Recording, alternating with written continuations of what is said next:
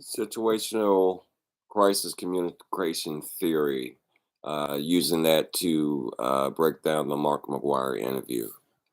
Um, One of the things I want to say about the crisis communication theory is there are four elements. There's the crisis type, the severity of damage, the crisis history, and the relationship history. Uh, One of the things you want to do when you're dealing with a crisis is you want to place it in a category uh, as far as the type, and then your response. It's going to be one of three things. It's going to be either to deny, diminish, or deal. And some of the key characteristics of denying is saying that no crisis exists whatsoever, so there's no responsibility for the crisis, or there is a crisis, but it doesn't belong to you, or it's not your fault, or the crisis was beyond your control. So this the scapegoat theory or thought, I should say.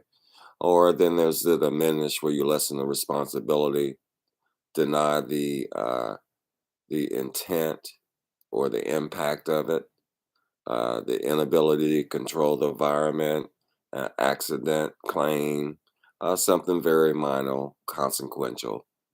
And then you have your deal, which is more the responsibility for the act, uh, more severe crisis response, which I think should have been a response here in the McGuire situation. But I think it was a complete fail here in this situation.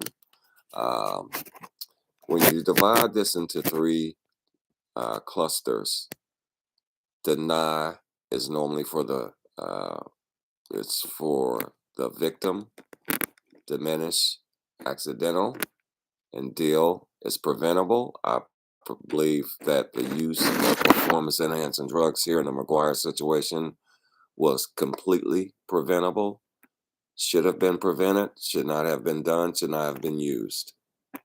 Uh, I think he completely uh, lacks integrity in the situation when he starts off by saying that the performance enhancing drugs would not have enhanced its performance.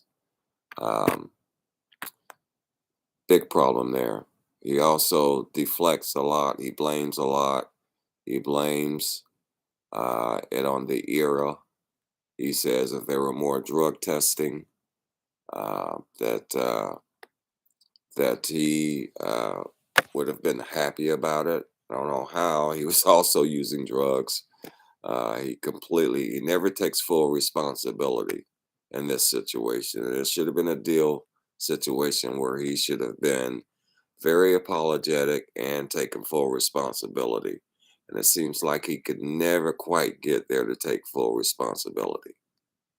Also, he also mentioned that he used HGH usage, and that was very brief, but he really didn't go into that at all. Another thing about the steroid use, as a former athlete, we all know, and as a baseball player, steroid user, yes, they can hit the ball further, and they don't get tired as easily, which increases the frequency of the home runs. Uh, I think this did not go well. McGuire doesn't appear to have taken criticism well in his interview. Um, and if he lied for the last 5 years prior to this interview, is it, are we supposed to take his word here? I don't think he was very convincing here.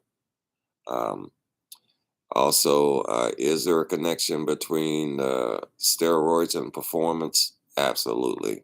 And McGuire completely misses the point.